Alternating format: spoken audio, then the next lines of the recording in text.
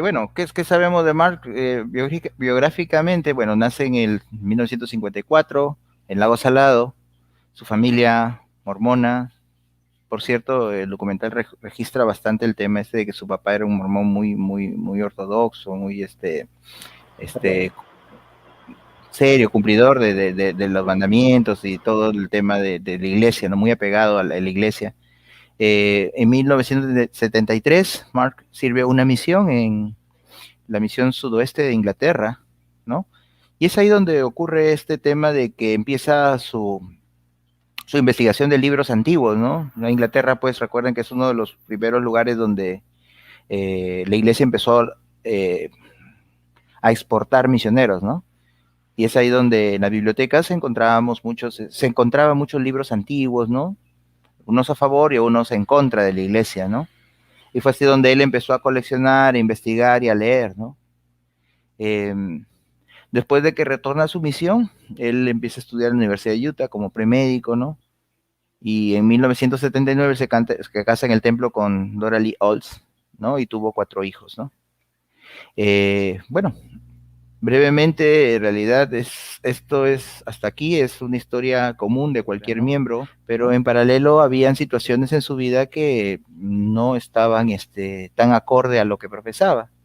Como más adelante llega a confesar él mismo que a los 14 años él desde ahí había empezado a perder su fe, ¿no es cierto? Y que prácticamente cuando sale a la misión, como una de sus exnovias que lo conocía afirmó de que fue más por presión de sus padres que por un deseo propio. La idea es que la historia de Mark Hoffman cuando empieza a tomar notoriedad fue cuando él, bueno, más o menos a sus 30 años. Eh, es ahí donde empieza este tema de la comercialización de documentos antiguos, ¿no? Y es ahí donde ya empieza a convertirse y llega a ser, ¿no? Según la historia americana, el falsificador más hábil que jamás se haya visto en los Estados Unidos, ¿no? Empezó con diferentes documentos antiguos de la historia de Norteamérica, ¿no? Y empezó a venderlos, ¿no?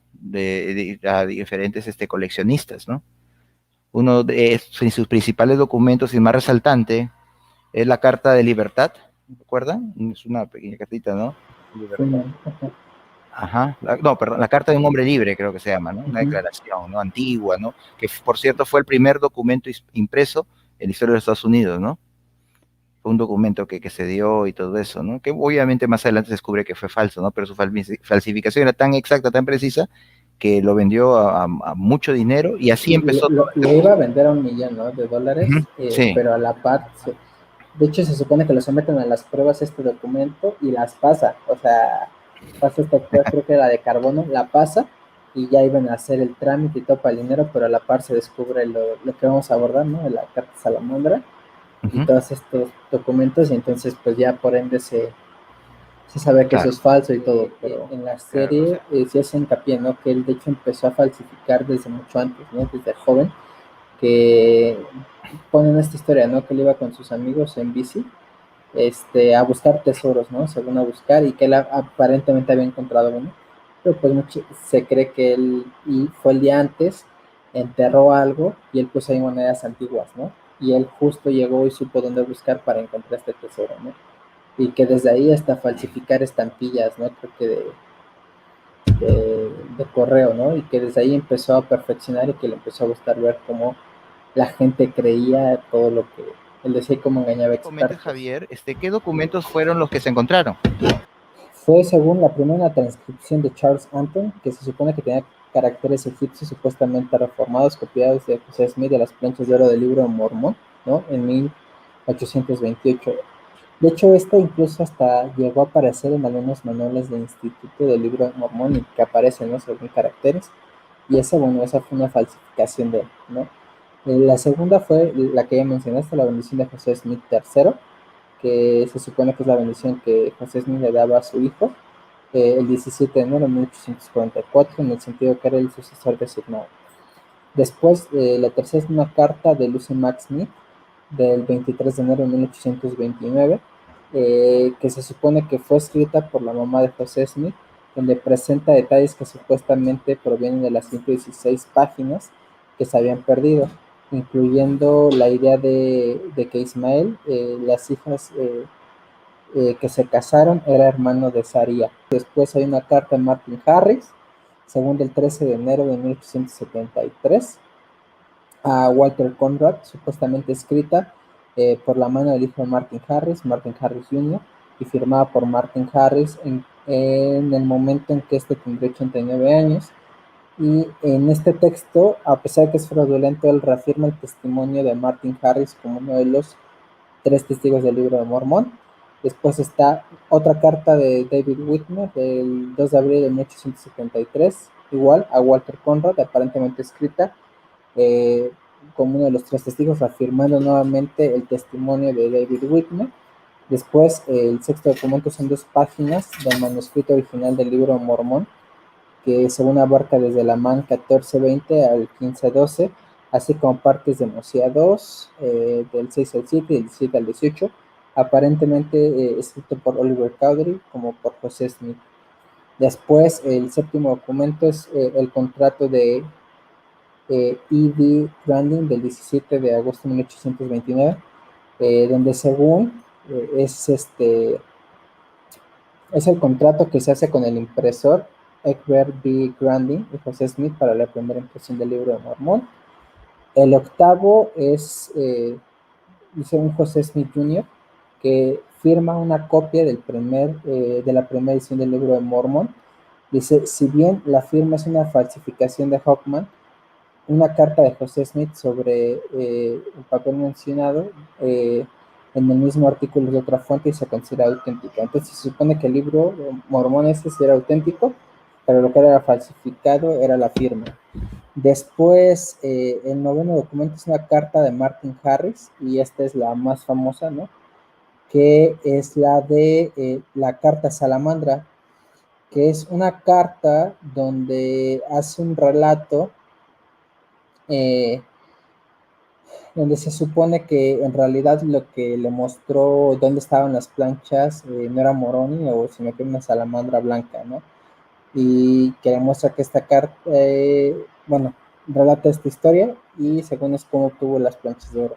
La décima carta es de Josiah Stowell, supuestamente escrita igual por José Smith en 1825, y contiene la información que indica que José Smith está involucrado con magia popular. Antes de ser etiquetada como falsificación, se creía que esta era la carta que contenía la escritura más antigua del profeta. Y en agosto del 2010, casi 30 años después de que Hoffman se dedicara a la falsificación, se descubrió otro documento entre sus obras. Es una declaración jurada hecha en 1924 por William Edwards sobre la participación de la masacre de Mountain Meadow, cuando tenía 15 años. Entonces, 2 expertos de la Iglesia de Jesucristo de los Santos Últimos Días afirmaron que el documento es una falsificación. Y es en una charla el Dr. Oaks trata de, pues, no ofrece tal como una defensa de la carta Salamandra, pero da una interpretación que trata como de adaptar, ¿no? Es de Elder Oaks en 1985, cuando evidentemente Oaks pensó que era real y legítima en ese momento. Dice, otra fuente de diferencias en los relatos de diferentes testigos, de diferentes significados que diferentes personas atribuyen a las palabras. Si tenemos una vívida ilustración de esto en el reciente entusiasmo por los medios por la palabra salamandra, en una carta que se supone que Martin Harris envió a W. Phelps hace más de 150 años. Dice, todas las decenas de historias de los medios sobre este tema aparentemente asumen que el autor de esa carta usó la palabra salamandra en el sentido moderno de anfibio de cola. Y dice, uno se pregunta por qué tantos escritores se negaron a revelar a sus lectores que existe otro significado de salamandra, e incluso puede haber sido el significado principal en el contexto en la década de 1820. Este significado, que figura en un segundo lugar en la edición actual del diccionario Webster's New World, es un espíritu que se supone que vive en el fuego. Y dice, la literatura moderna y antigua contiene muchos ejemplos de este uso. Un espíritu que puede vivir en el fuego es una buena aproximación a la descripción que José Smith dio del ángel Moroni, un personaje en medio de una luz cuyo rostro era verdaderamente como un relámpago, cuya apariencia era gloriosa más allá de toda descripción. Como escribió José Smith más tarde, la primera visita de este personaje fue como si estuviera llena de un fuego consumidor. Dado que la carta pretende ser solo interpretación de Martin Harris de lo que se había escuchado sobre la experiencia de José Smith. El uso de las palabras salamandra blanca y espíritu viejo o espíritu en el fuego, que vive en el fuego, parece comprensible. En vista de todo esto y como cuestión de evaluación intelectual, ¿por qué tanto entusiasmo en los medios de comunicación? ¿Y por qué el aparente apretón de manos entre quienes profesan amistad o membresía de la Iglesia? Los medios de comunicación deberían hacer divulgaciones más completas, pero los lectores santos de los últimos días también deberían de ser más sofisticados en su evaluación de lo que leen. Es interesante lo que mencionas esto final, Juan, porque definitivamente, digamos, esto marca un antes y un después respecto a este llamamiento de historiador, ¿no? Antes era un miembro fiel, con harta fe, ¿no? Abogado, sea la profesión que sea, lo llamaban como historiador y era el historiador, ¿no? Se encargaba de componer y hacer historia, pero no era un historiador de profesión. Y esto es lo que faltaba un poco en el contraste de documentación, de evaluación de fuentes y todo eso, ¿no? Sí. Creo que a partir de ese momento ya se dejó en manos de historiadores de verdad, por decirlo de alguna manera, profesionistas, esta labor. Aquí en la pregunta de Jeffrey Hernández, que dice, Mark Hoffman, ¿así todo es solo o hay más personas involucradas? Bueno, según aparentemente la serie, él era el único involucrado, pero no sé, yo ahí igual hablo a título personal, ¿no? Se ve medio sospechoso el que era su ayudante, ¿no? Con el que igual se iba a disparar y que igual tenía un manual de cómo crear bombas en su casa.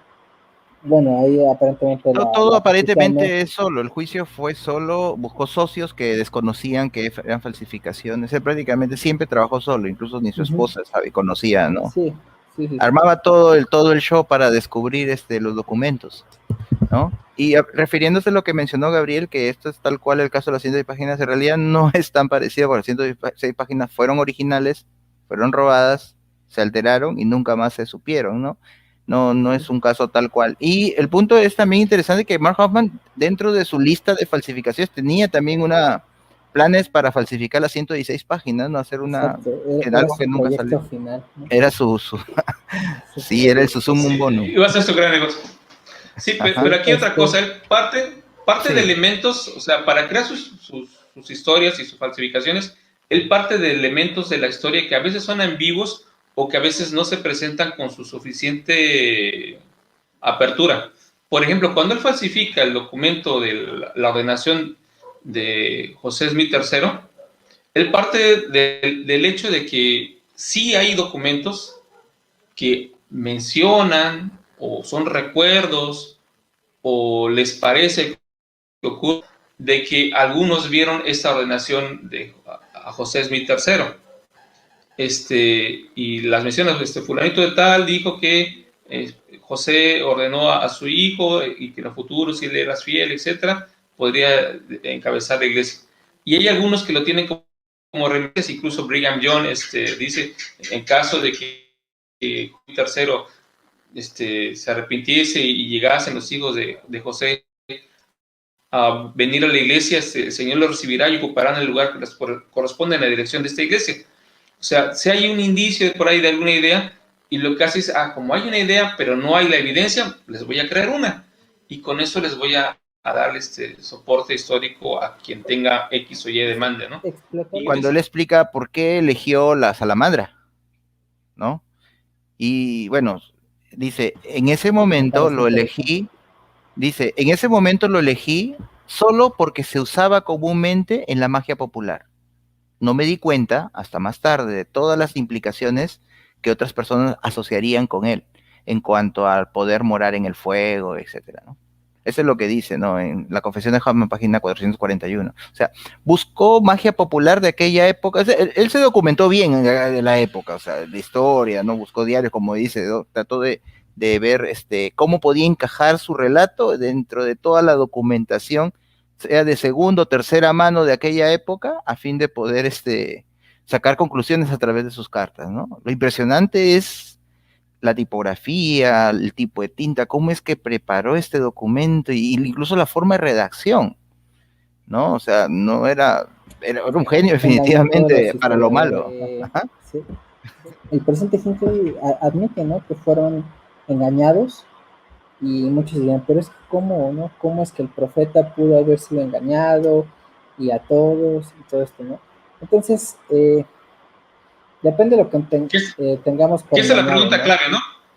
Que esa es la Ajá. pregunta clave que la mayoría de gente va a hacer. Si ustedes tienen profetas, videntes y reveladores, ¿cómo es que fueron engañados en este asunto? ¿Cómo explica que no pudieron ver esto, no? Bueno, nada más como aclaración, Ajá. el presidente Hinckley, él originalmente se negó a comprar la carta de la salamandra.